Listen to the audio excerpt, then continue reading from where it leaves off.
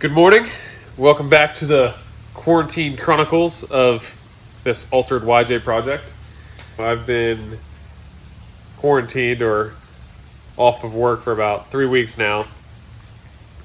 This is starting the 4th week. So, haven't had to shave, loving it, and I've been making some progress on the YJ. Now, I want to start off by apologizing. I made some more progress, but I didn't get any of it on video. There's just days where you just want to work, and it takes a lot of time to set up the camera, videotape, plan out how I want to do it. And I just wanted to get some work done. Also, I got a delivery this morning, and I'm super excited for it because it's a big step to get this done. All right, so let me show you guys the progress that I made while you were gone. Okay, now I'm getting wet. All right, but ready? Watch this. Oh, yeah. I got the front end back on for mock-up, and I have my front axle actually bolted in with the U-bolts. Let me get out of the rain. So, nothing's tacked or welded, but the U-bolts are clamped down. I have to get new U-bolt plates and new U-bolts, but that's just what I had, made it work, just so I could start getting the weight on the suspension. So the front axle is actually bolted in, and all the weight is resting on the suspension, like on the leaf spring, and it's just the jack stand holding it up. I put the tie rod on just to keep the knuckles from flapping around, but you can see the rear axle's there, but I don't have that one bolted in place because my old U-bolts and U-bolt plates won't work because of the tube diameter on that axle. So coming around here, show you. So there's the front axle still bolted in. Front end, obviously, is on the Jeep. The fender's hood grill. Now that the rear is comp cut, though, I need to highline that hood ASAP because that hood looks ugly. But that's coming. I gotta get a fender option squared away before I decide to cut the hood. But the hood will be getting cut. And the body is actually bolted to the frame.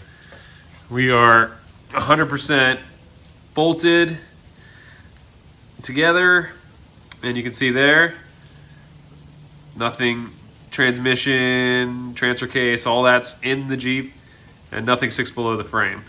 So that's really exciting as well. You can check out that reverse shackle setup there on the front. And then I did move those rear spring hangers back an inch, like I said. And I welded the spring hangers completely together, but they're still only tacked to the frame, just till I figure out exact rear axle location to make sure that's where I want it. But I measured the wheelbase, and we are at 103 1/4. So we are exactly 10 inches stretched over the factory YJ wheelbase. What I got delivered today, this morning, got up early, got my coffee started, looked out and saw the UPS guy parked. I was like, I wasn't expecting these till the end of the day. And then I saw him start struggling. So I ran out and helped him. But he was struggling with my brand new 40-inch Milestar Patagonias. Now, these aren't just the regular Patagonias. They are the black labels. So for those of you who aren't familiar with the black label is, that is the stickier compound for the tire. So they have the regular Milestar Patagonias, which are item number 5001 for the 40, and then item number 5002 in the 40 is the stickier compound black label. So these are off-road only tires, but they're not as sticky as a red label. So these will be able to do a little bit of on-road use, like jumping back from the trails without destroying them too much, but they are a softer compound, and they will wear out way, way faster if you only use these on the road. But This thing isn't going to be street legal in Pennsylvania because we have stupid laws. So I won't be probably driving it much on the road unless it's just going from my house to the trail, which is maybe like a half hour away. So that's not too bad. Where with the red labels, if you drove them on the road, you would just be tearing them to pieces. So the black labels are a nice little in between the red label and the regular compound tire. I have tires. I know the Milestar, the Patagonia, has a lot of love and a lot of hate. There's a lot of people that love them, a lot of people that hate them.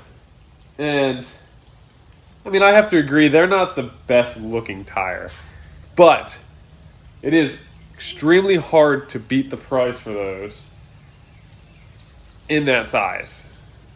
And there's it being a black label and a sticky. So for the performance and the price, it's really hard to beat the Patagonias. You know, everybody can probably agree on that. Yeah, they're, again, not the prettiest tire or whatever, but I haven't seen much complaints about the off-road capabilities of these tires. Now, I've seen some people that use them on the roads that just didn't like how they ride or how they wore out.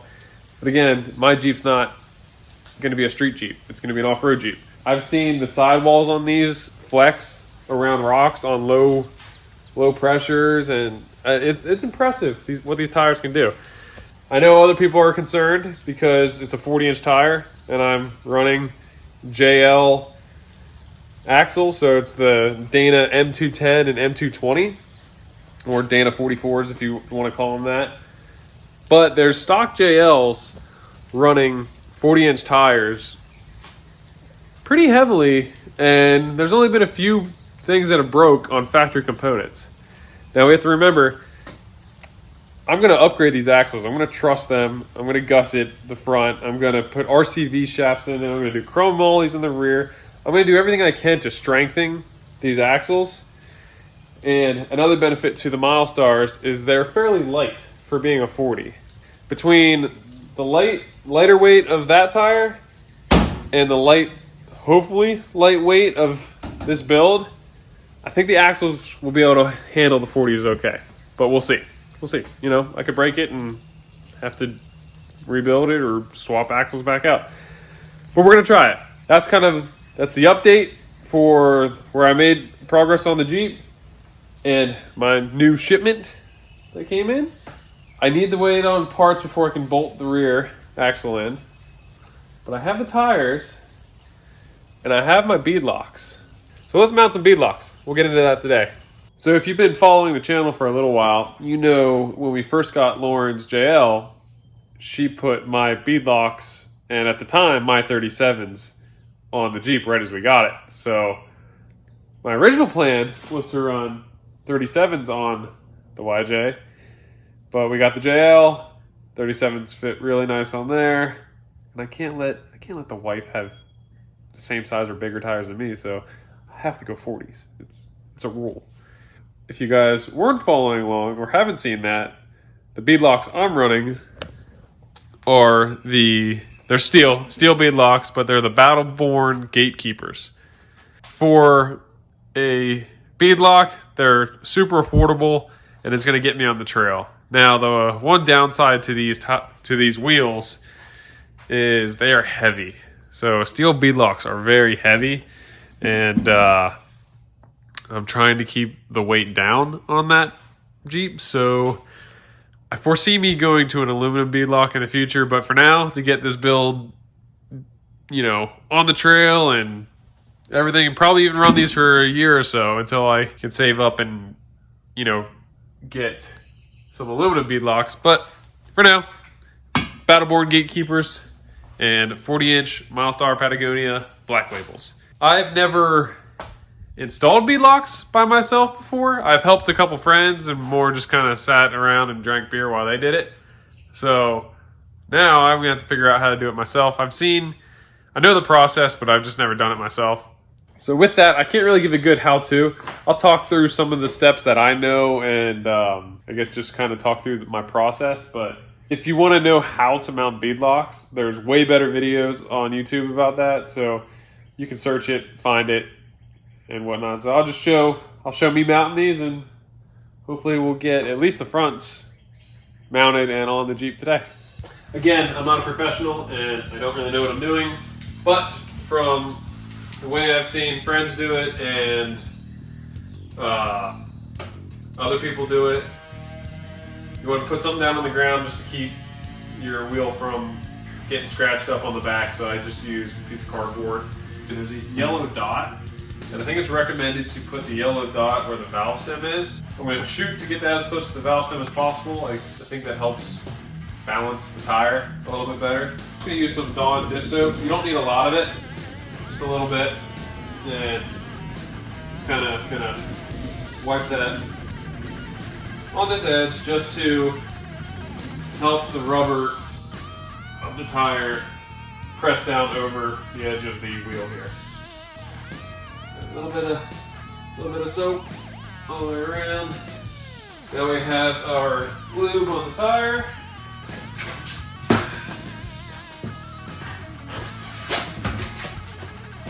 I think the easiest way is to just jump on the tire. So see if jumping on it works. Yeah.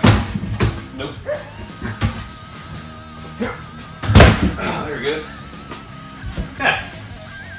Now we're going to get a bucket or anything that will get the wheel and tire off the ground, but a bucket works the best for that. Sticking this up. Oh man. I'm not strong.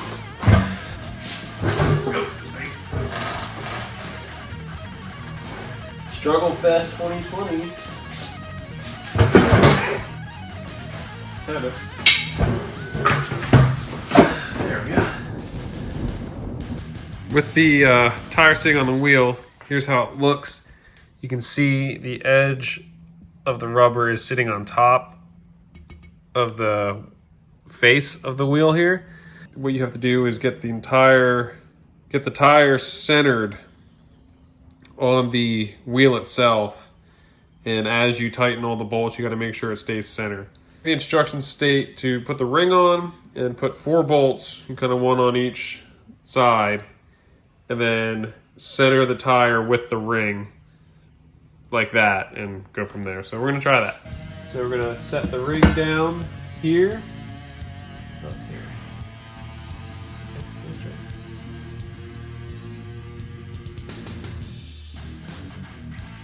There's a bigger gap right here versus right here, so that means the whole tire shifted this way. So what we need to do is we need to make sure that this gap between the edge of the beadlock ring and the tire here is the same all the way around.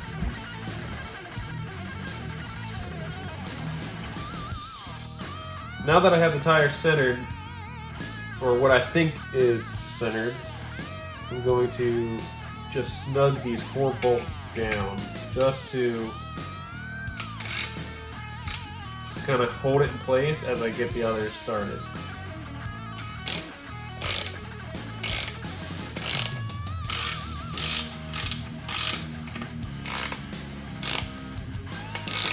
Those 4 that are keeping the tire centered for the most part, I'm going to go ahead and install the rest of them. Most beadlock companies or manufacturers do not recommend using any sort of impact drive or an electric tool. They want you to do it all by hand, but that's what I'm going to do. I'm going to use this in a star pattern just to help cinch it all down and close the gap for Buzzy's in.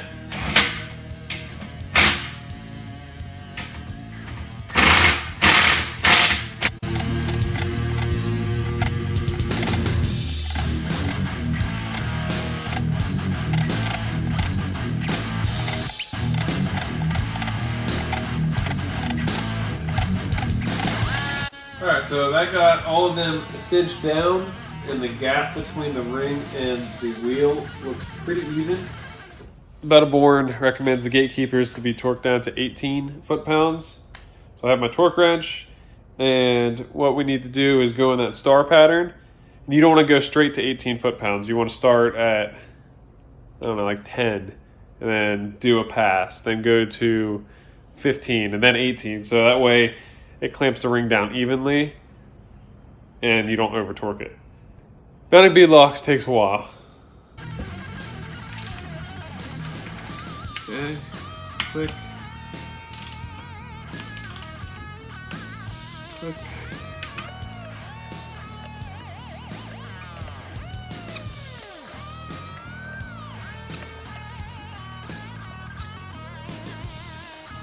So, you guys got the idea.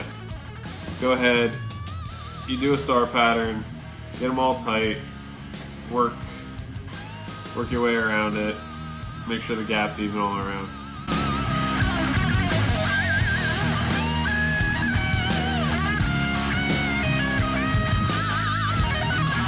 So they're all torqued down to 18 foot-pounds, and then you can see the gap here between the ring and the wheel.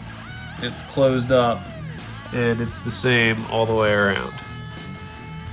So it looks pretty good. And now we can put some air in it and seat the bead in the rear of the wheel. There it is.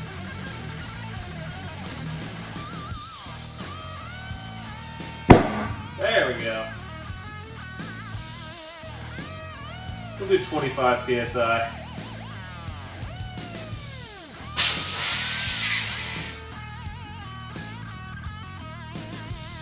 Get it off the bucket.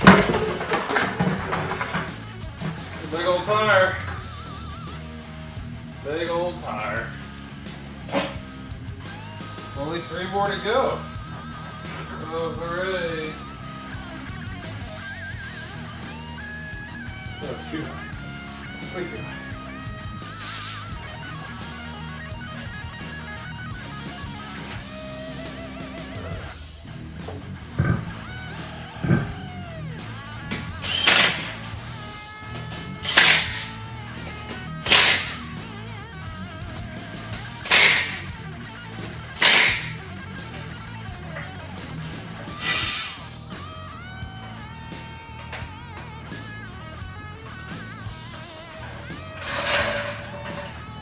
Oh, 40 looks real good. Not really with the stock fender, but yep. I have to go get the others done now because I need to see what it looks like all bolted up. Hopefully within the next few hours, and I'll be back with you when mounting the rest of these up. All right, see you guys soon. There's the second one. The front end is completely sitting on the ground without any jack stands. Oh, that's exciting. And the ride height right now is almost exactly where I want it. With it's not even up to my chest on the top of the hood. So to me, that's nice. It's not too tall, which that was one of my fears going spring over, was it was going to be super tall. But I was hoping to run the OEM YJ leaves. And I mean, time will tell with flex and how well they work. But right now, I'm digging the ride height. And it looks good. 2 more to go. They're a pain in the butt. Almost like everything I do in this Jeep. It's a pain in the butt. Hopefully it will be worth it though, in the end. I'm starting the third one here, and I just wanted to show up close the gap I was talking about. So when you're setting the ring, that is how far of a gap there is there, because the rubber of the bead is in there, and then once you cinch them all down, it pinches it flush. But what's important about doing the star pattern and alternating is because you don't want this side to go down and the other side to be up, and it's going to shift the tire and not center it. So that's the gap right there before you start cinching it down. And we'll walk over to the one that's already mounted. And there's the gap after. So it's gets in there pretty good.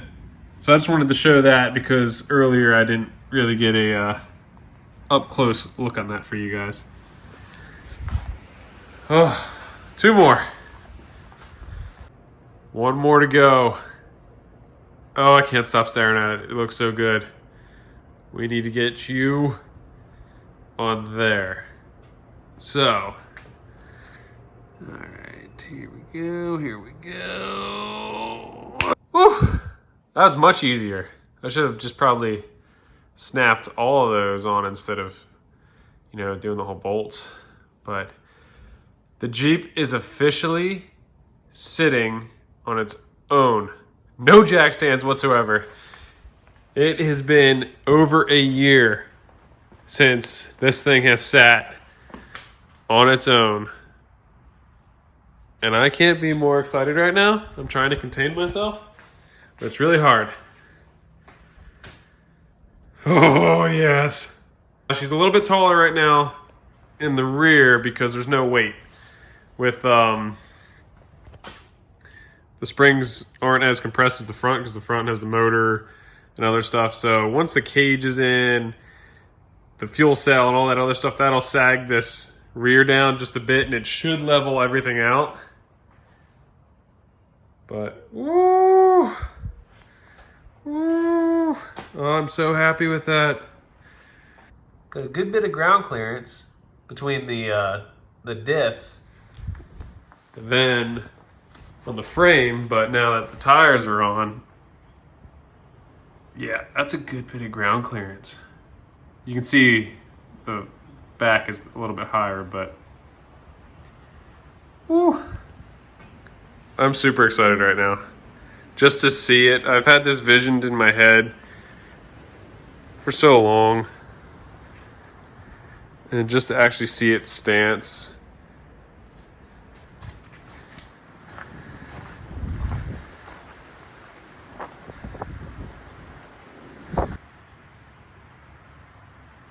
Yep, 40's fit the YJ very nicely.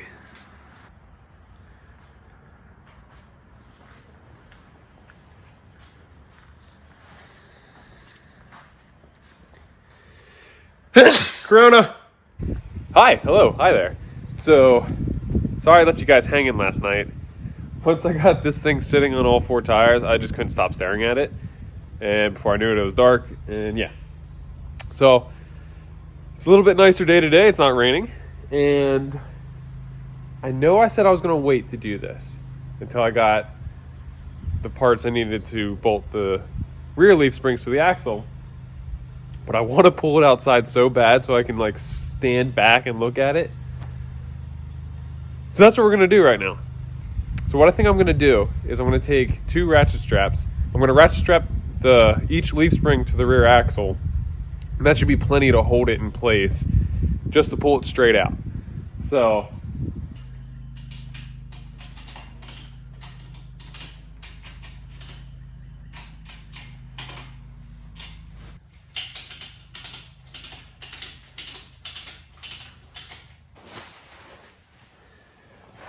there we go. See? That's the altered life U-bolts right there. Now the next challenge is my driveway is slightly uphill and pushing it up on myself, I could probably do it, but where's the fun in that? So I'm gonna go get the JL and we're gonna pull my Jeep out with Lauren's Jeep. I think that'll be more fun.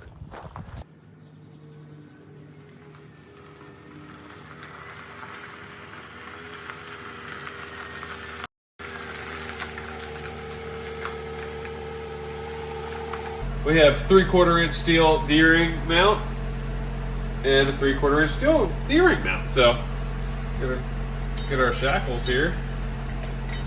Let's hook up the toe strap.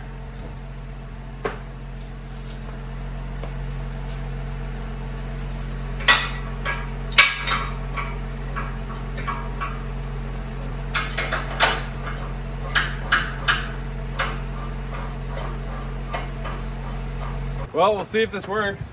You gotta keep an eye on my windshield frame of the YJ at the top of the door. I think it should clear, but just in case.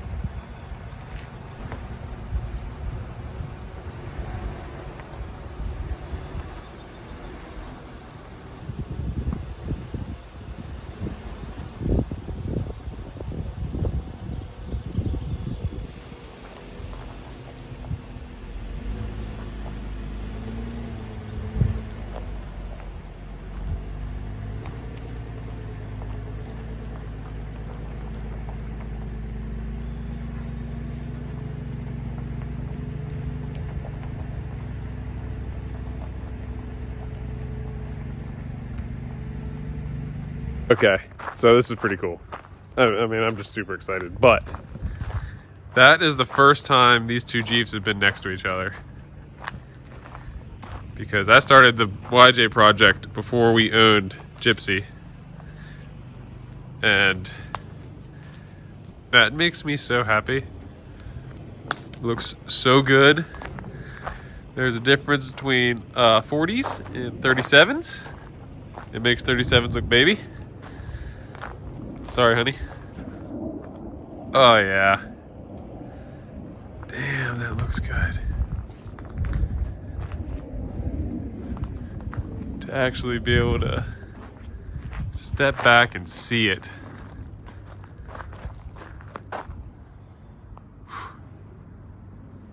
I don't know about you guys, but I think it's pretty cool. It'd be much cooler, obviously, if I could drive it right now. But I still got months and a lot of money until that is able to happen. I'm just gonna sit here and stare. So let me be. I'll be back with you guys. I don't know if you guys thought I was joking, but no, I'm literally sitting in a camping chair staring at my Jeep. Even Luna's just chilling and hanging out. What's going on, Luna?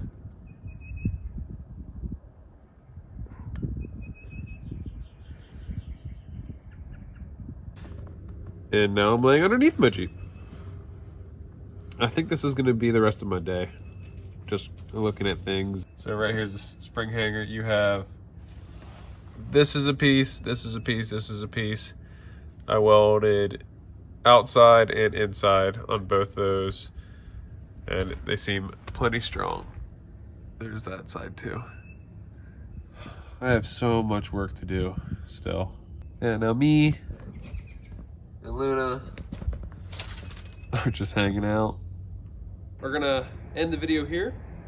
Not a lot got done in the video, but it was some big steps. Getting the Jeep pulled outside like this is huge. It's gonna allow me to see where things are sitting, kind of plan my next step, and just go from here. Progress is progress, and I'll take it. Getting the new tires, it made this week. It started this week off great. So even though we're still stuck in quarantine, we're having fun, and we're trying to get this thing closer to being on the trail.